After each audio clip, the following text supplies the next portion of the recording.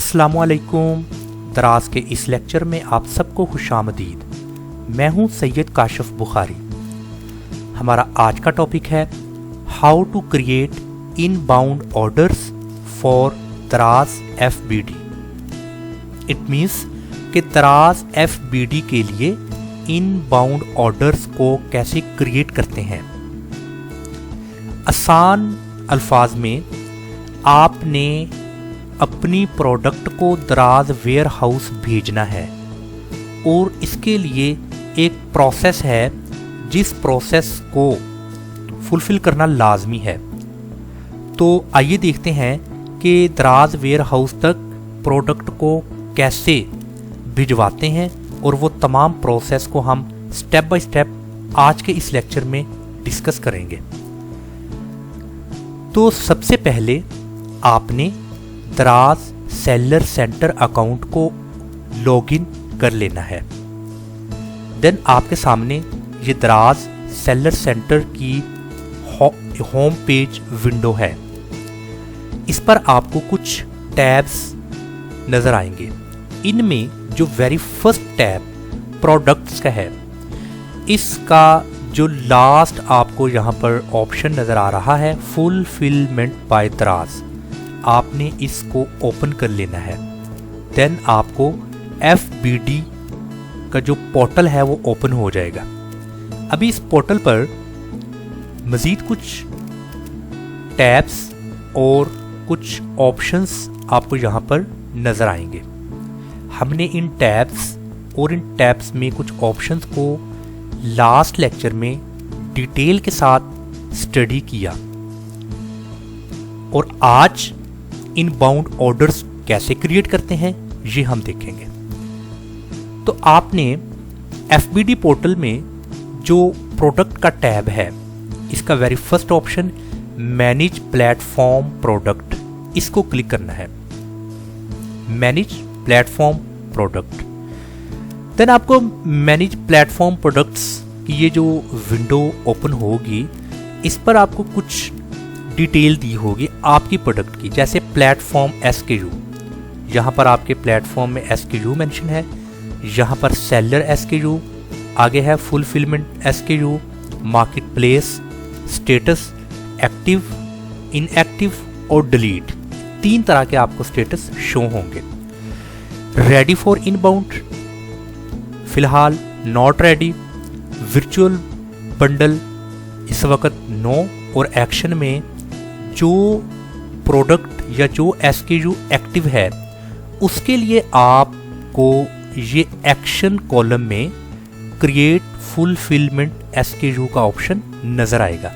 तो आपने सबसे पहले SKU क्रिएट करना है। वो कैसे करेंगे? आपने इस ऑप्शन को क्लिक करना है। देन एक न्यू इंटरफेस शो होगा जिसमें आपको बेसिक इंफॉर्मेशन और लॉजिस्टिक एट्रीब्यूट्स में जो दिए गए ऑप्शंस हैं इनको आपने आंसर करना है।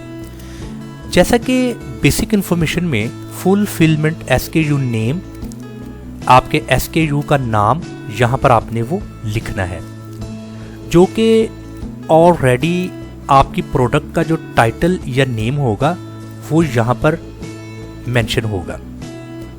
मज़ीद आप इसमें कुछ एडिटिंग कर सकते हैं।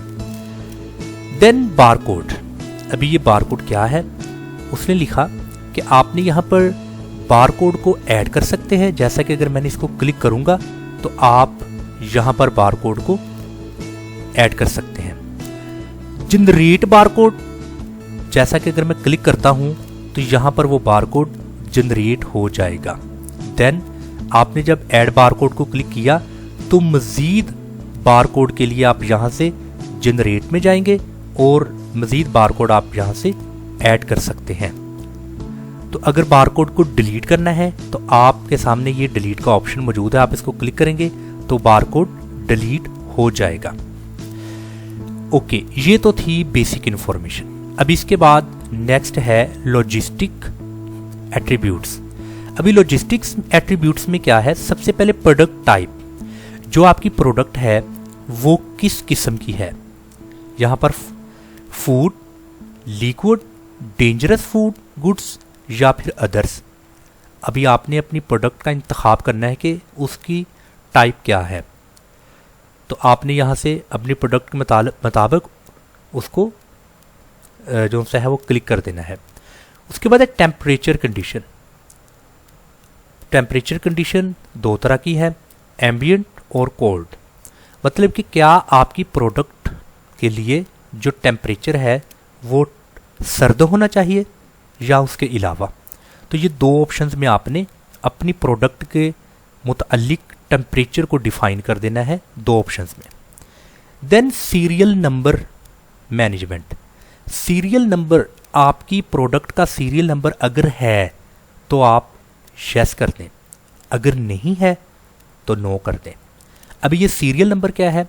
सीरियल नंबर बेसिकली प्रोडक्ट को दूसरी प्रोडक्ट से इम्तियाज यानी कि मुख्तलिफ करने के लिए लिखा जाता है। या जैसा कि अभी हम यहाँ पर सीरियल नंबर को देखते हैं, मैंने यहाँ पर लिखता हूँ सीरियल नंबर ऑफ प्रोडक्ट। सबसे पहले तो इसकी यह डेफिनेशन है कि a serial number is a number assign to each individual product. ये हर इंडिविजुअल इनफरादी तौर पर प्रोडक्ट को असाइन किया जाता है इन ऑर्डर टू डिस्टिंग्विश, मतलब कि उसमें फ़र्क पैदा करने के लिए, that product from all others, कि दूसरी प्रोडक्ट से इसमें इम्तियाज़ पैदा करने के लिए, फ़र्क पैदा करने के लिए ये असाइन किया जाता है। अभी हम इसकी कुछ इमेजेस वगैरह देख लेते हैं। अभी जैसा कि यहाँ पर ये इसका सीरियल नंबर है, यहाँ पर आप देख सकते हैं ये सीरियल नंबर है प्रोडक्ट का। अभी ये सीरियल नंबर जिस प्रोडक्ट का होगा वो प्रोडक्ट यूनिक प्रोडक्ट होगी आइडेंटिटी के लिहाज से दूसरी प्रोडक्ट से, तो इसको बोलते हैं सीरियल नंबर। अगर आपने अपनी प्रोडक्ट का सीरियल नंबर, जैसा कि ये आपको नज़र आ रहा है, अगर है तो आपने यहाँ पर उसको यस कर देना है, अगर नहीं तो फिर नो। उसके बाद है shelf life management. Shelf life management क्या है? इसमें आपकी प्रोडक्ट की मैन्युफैक्चरिंग डेट, आपकी प्रोडक्ट कब मैन्युफैक्चर हुई, उसकी एक्सपायरी डेट कि उसने कब एक्सपायर हो जाना, और उस प्रोडक्ट की शेल्फ लाइफ अगर मेंशन करना चाहते हैं तो आप यस कर दें और यहाँ पर शेल्फ लाइफ डेज में बता दें, reject at inbound before expiry date. मतलब कि आप एक्सपायरी डेट से पहले इस इनबाउंड को रिजेक्ट कर दें, कितने दिन पहले यहाँ पर मेंशन कर दें। तो इस तरीके से ये जो ऑप्शंस हैं यस की सूरत में आपको इन तमाम ऑप्शंस को यहाँ पर आंसर करना है। जैसा कि ऑफलाइन बिफोर एक्सपायरी डेट, कि एक्सपायरी डेट से पहले मेरी प्रोडक्ट ऑफलाइन हो जाए, ये सारी चीज़ आपने मेंशन कर देनी। अगर शेल्फ लाइफ मैनेजमेंट नहीं आप बीच में मेंशन करना चाहते या वो प्रोडक्ट के रिलेटेड नहीं है तो आप नो कर दें। नो करने के बाद जैसा कि अभी ये एक टी कप है जो मेरा SKU है या प्रोडक्ट, वो टी कप की कोई एक्सपायरी डेट नहीं है, वो टूट जाएगा, मगर अगर टूटेगा नहीं तो एक्सपायर कभी नहीं होगा। तो आपने ये बेसिक इन्फॉर्मेशन जैसा कि फुलफिलमेंट SKU नेम, उसका बारकोड और लॉजिस्टिक्स एट्रीब्यूट्स में product type, temperature condition, serial number management, shelf life management, इनको आपने यहाँ पर आंसर करना है। देन आपने क्रिएट कर देना है। जब आप क्रिएट करेंगे तो आपको क्रिएशन सक्सेडेड का ये मैसेज शो होगा, जिसमें अभी आप देख सकते हैं प्लेटफॉर्म प्रोडक्ट्स में कि आपकी प्रोडक्ट जो एक्टिव है, अभी उस एक्शन में किसी तरह का SKU क्रिएशन का ऑप्शन ख़त्म हो चुका है। इट मीन्स कि आपने उसको क्रिएट कर लिया है। वो कैसे पता चलेगा? मैनेज फुलफिलमेंट SKU को क्लिक करें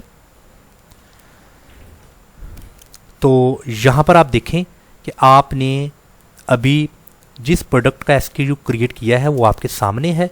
अगर आपने इसमें किसी तरह की कोई एडिटिंग करनी है तो आप एडिट एट्रीब्यूट्स को क्लिक करें तो आप उसमें एडिटिंग कर सकते हैं। जैसा कि उसका नेम वगैरह जो सा है वो आप यहाँ से एडिट कर लें, और जो वो बार कोड आपने वंस ऑलरेडी लिखा है वो फिर डिलीट तो नहीं होगा, बट जनरेट कर सकते हैं मज़ीद। तो इस तरीके से आप उसमें मतलब थोड़ी बहुत ही एडिटिंग, जो जितनी भी यहाँ पर ऑप्शंस दी गई है वो उसके मुताबिक एडिटिंग आप कर सकते हैं। ओके, अभी ये तो आपने इस को देख लिया, अगर एडिटिंग करनी है तो आप एडिटिंग कर सकते हैं। SKU वंस आपने क्रिएट कर दिया, देन नेक्स्ट स्टेप क्या है आपके लिए, वो आपने उसको वेयर हाउस में भेजना है। तो यहाँ पर जो टैब इन्वेंट्री का है ना, इन्वेंट्री टैब, इसमें सेंड टू वेयर हाउस, इसको आप क्लिक कर दें। मतलब कि एक किस्म से आप अभी एप्लीकेशन लिख रहे हैं या एप्लीकेशन अभी उनको सबमिट करेंगे कि मेरी इस प्रोडक्ट को अपने वेयर हाउस में आप एक्सेप्ट कर लें। जब आप सेंड टू वेयर हाउस करेंगे तो क्रिएट न्यू IO, ये आपको नज़र आ रहा है, I for in bound, O for orders, create new in bound orders, आप इसको क्लिक कर दें।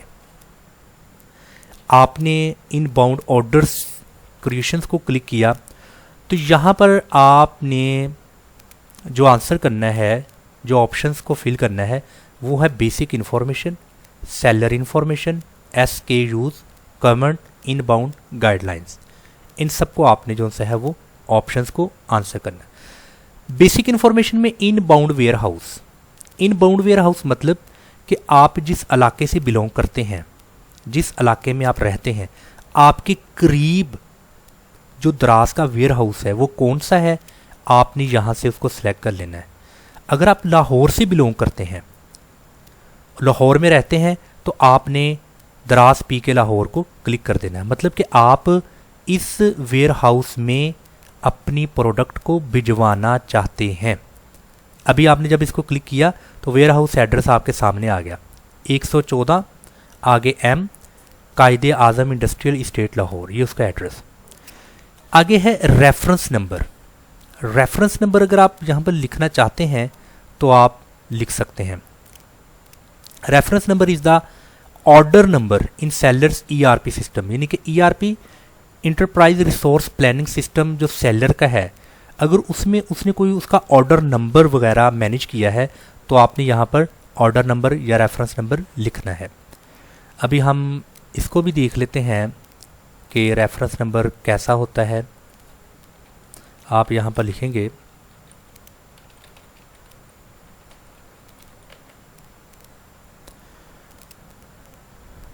ये देखें जी, ये रेफरेंस नंबर क्या है। Reference numbers are use to identify and track various items in inventory, यानी कि आपकी इन्वेंट्री में जो डिफरेंट वेरियस आइटम्स हैं, उन आइटम्स को ट्रैक करने के लिए, उनकी आइडेंटिफिकेशन के लिए रेफरेंस नंबर यूज़ किया जाता है। तो अभी हमने इमेजेस में जाएंगे और इमेजेस में हम विज़िट करेंगे कि रेफरेंस नंबर कैसा है। ये आप देखें कि यहाँ पर एक हमें बताने की कोशिश की है कि सेलर ने अपनी इस प्रोडक्ट का एक रेफरेंस नंबर यहाँ पर मेंशन किया है। ये है रेफरेंस नंबर, इससे आप अपनी प्रोडक्ट को ट्रैक कर सकते हैं, आइडेंटिफाई कर सकते हैं। तो इसी तरह कोई भी अगर रेफरेंस नंबर आपने अपनी प्रोडक्ट का देना है तो वहाँ पर दे दें। इनबाउंड ऑर्डर्स टाइप नॉर्मल है तो इसको नॉर्मल ही रहने दें। नेक्स्ट है डिलीवरी टाइप। डिलीवरी टाइप ये बहुत इंपॉर्टेंट है। दो तरह के ऑप्शंस हैं, पिकअप, ड्रॉप ऑफ। पिकअप को अगर आप क्लिक करते हैं तो इट मीन्स कि दराज वेयर हाउस की टीम आपकी लोकेशन से आपकी प्रोडक्ट को आकर पिक करके लेके जाए। मतलब आपको ज़रूरत नहीं है, वो खुद उनकी टीम आके आपकी प्रोडक्ट लेके जाएगी। ड्रॉप ऑफ में आपने खुद अपनी प्रोडक्ट को वेयर हाउस तक पहुंचाना है, खुद लेके जाना है। तो ये दो ऑप्शंस देख लें, जो सा आप मुनासिब समझते हैं उसको क्लिक कर दें। उसके बाद एस्टिमेटेड टाइम, मतलब कि कब तक आप ये ड्रॉप ऑफ कर सकते हैं। तो एस्टिमेटेड टाइम यहाँ पर कुछ भी आप जो सा है वो मेंशन कर दें कि ये उसका एस्टिमेटेड टाइम हो सकता है। यहाँ पर उसके बाद वो उसका आवर्स कितने हैं, मतलब कि सारा कुछ आपने यहाँ पर मेंशन कर देना है, टाइम विद आवर्स। लो जी, पहली जो बेसिक इन्फॉर्मेशन हमने इसको क्लियर कर दिया। देन हम देखते हैं सेलर इन्फॉर्मेशन। सेलर इन्फॉर्मेशन में क्या है, वेयर हाउस। इसका मतलब है कि सेलर की जो प्रोडक्ट है जिसको दराज वेयर हाउस में भिजवाना है, इस वक्त वो कहाँ है, उसका एड्रेस क्या है, यानी कि वो सेलर के पास उसकी शॉप पर है या उसके वेयर हाउस में है, तो वो आपने यहाँ पर मेंशन करना है। तो आपने इसको क्लिक करके वो वेयर हाउस को मेंशन करना है कि उसका जो वेयर हाउस है वो कहाँ है। तो ऑलरेडी वेयर हाउस अगर यहाँ पर नहीं आ रहा, क्योंकि यहाँ पर लिखा है सिलेक्ट वेयर हाउस, तो ये वेयर हाउस का ऑप्शन तब एक्टिव होगा जब आपने दराज सेलर सेंटर अकाउंट में अपनी प्रोडक्ट को जब आपने ऐड करना है, देन आपने अपने वेयर हाउस की जो इन्फॉर्मेशन है वहाँ पर आपने मेंशन करनी है, देन वो इन्फॉर्मेशन यहाँ पर आपको शो होगी।